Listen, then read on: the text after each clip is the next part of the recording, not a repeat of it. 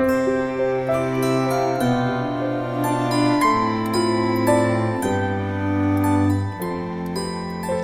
thank God for this wonderful opportunity again that God has given us to sit in His presence and meditate His Word.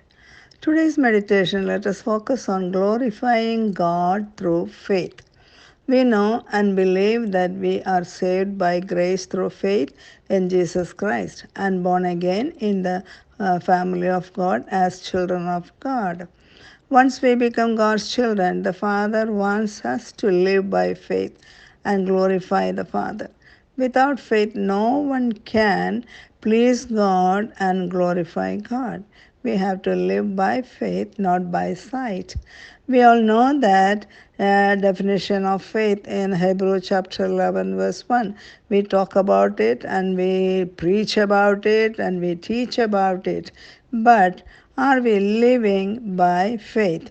We have so many examples in the Bible who lived by faith and glorified God. Without faith, it is impossible to please God. I want to focus on Ruth's faith, how she lived by faith. I don't want to go through all the story.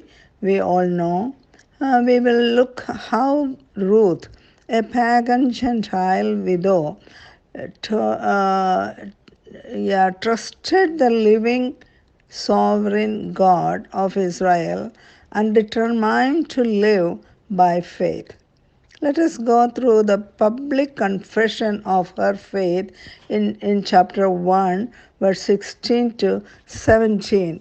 It says, Ruth said, Entreat me not to leave you or to turn back from following after you. For wherever you go, I will go, and wherever you lodge, I will lodge. Your people shall be my people, and your God my God. Where you die, I will die, and there I will be buried. The Lord do so to me, and more also, if anything but death parts you and me. What a confession! What a confession! What a magnificent confession of faith that we can find anywhere else in the Bible. First, she confessed her love for Naomi, her mother in law, and her desire to stay with her even unto death. Where can we find such a devoted daughter in law in these days, even among believers?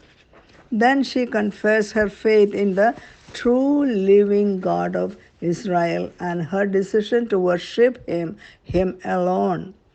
She was willing to forsake her parents and loved ones and her homeland in order to cleave to Naomi and the God of her people. Ruth was steadfastly determined to accompany Naomi and to live in Bethlehem with God's covenant people. This is the true faith that glorifies God.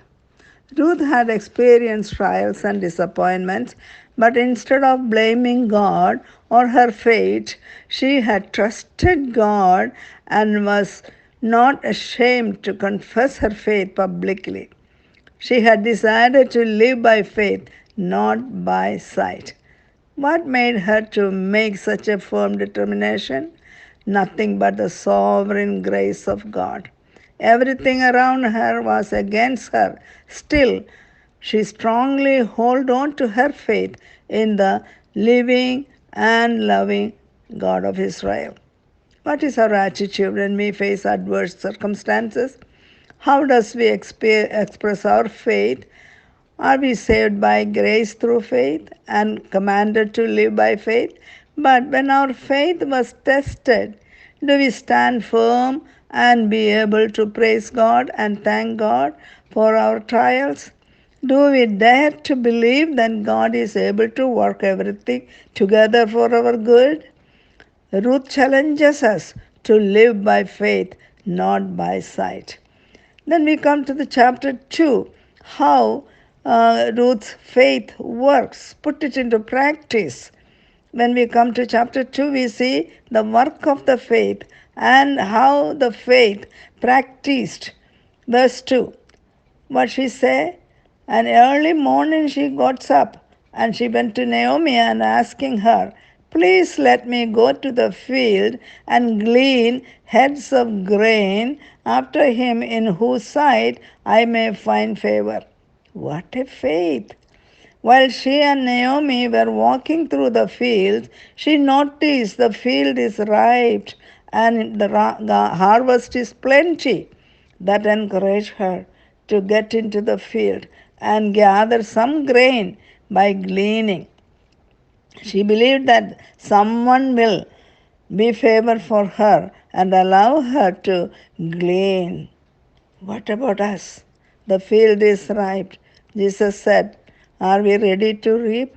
Are we ready to get out to reap the harvest? Because look at Ruth. She was in a strange land, strange field, strange people. Nothing stopped her, Ruth, from working hard. Rest of the story we all know. By grace she walked into a field whose field was belonged to a Boaz, a godly rich man who was the family of Elimelech. What a blessing! How God led her to be there by grace. By grace. When you trust in the Lord, He will show you where to go, how to go. He will equip us to work. The same thing happened when we have the ripe harvest before us. But are we ready to go out to glean like Ruth? What is stopping us? Number one, our laziness. Number two, doubts.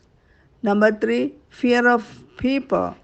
Number four, we complain. We say that I have nothing, I have no talents, I'm not able.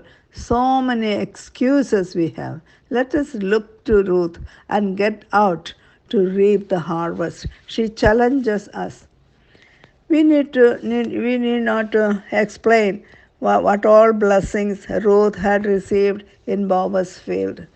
She received, first of all, she received a warm welcome.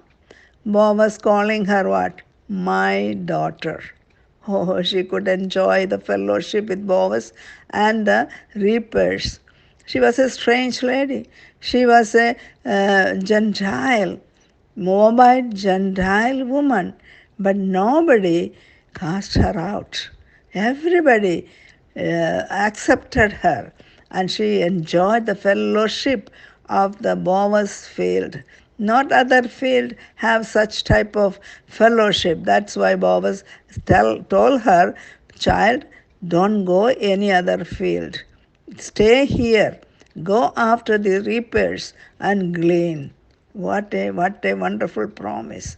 And she received Boaz's promises, provisions, protection, and reward for the faith. What happened? Provision of food, water, security in the Lord, a reward. When in the evening she could carry a good amount of grain, the end when till the harvest finished.